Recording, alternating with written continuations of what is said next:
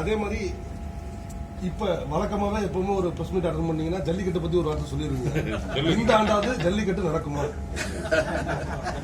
இல்ல கடைசி கட்ட ஏன் போறீங்கன்னா எனக்கு புரியல. கடைசியா டிசம்பர் மாசம் பேசுறீங்க, கரெக்டா ஜனவரி வந்து அப்படி தள்ளி போட்டுறாங்க, அப்புறம் நடக்காமே போயிருது.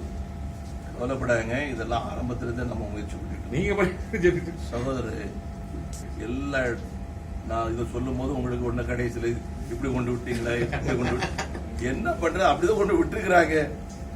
கடந்த முறை நாம வந்து அனுமதி வாங்கணும், அரசாங்கம் தந்தது. நீதிமன்றத்தில் அந்த காட்சிப்பட்டியில நீக்கலாம்ல, அதுக்கு உண்டான தீர்வு பண்ணலாம்ல. காட்சிப்பட்டியிலிருந்து நீக்கிறதா இருந்தாலும் கூட நீதிமன்றத்தில் எது வேணாலும் நடக்கலாம். இப்ப நிரந்தர தீர்வுக்கான பல முயற்சிகள் பண்ணிட்டு இருக்கிறோம். நேற்றைக்கு முந்தினதில் நாங்கள் போயிருந்தேன், டெல்லிக்கு போயிருந்தேன், அமைச்சர்களை பார்த்துருக்கிறேன். நேற்றைக்கு வரைக்கும் நான் வந்து இது சம்பந்தமா டெல்லியிலேயும் மற்றவர்கிட்ட பேசிட்டு இருக்கிறோம். இன்னைக்கு காலையில பேசுறோம். 16ஆம் தேதி வழக்கு வருது. இந்த வழக்கு சம்பந்தமாட்டு உள்ள விஷயங்கள் வழக்கறிஞர்கள் அந்த தரப்பில் உள்ளவங்க ராஜசேகர் இவங்க எல்லாம் வந்து பார்த்துட்டு இருக்கிறாங்க. நம்முடைய மத்திய அரசாங்கம் ரொம்ப கவனமாக இருந்துட்டு இருக்குது. போட்டுக்கூட அபிடவிட் வந்து பிரமாதமான அபிடவிட் நம்முடைய அரசாங்கத்துடைய சார்பில் போடப்பட்டிருக்குது. தமிழக அரசாங்கத்துடைய சார்பில் நடவடிக்கைகள் எடுத்துட்டு இருக்கிறாங்க. இன்னொரு புறத்துல நாம வந்து இன்னொரு தீர்வுக்காகவும் ரெண்டு சைட்லயும் நாம வந்து என்ன பண்ண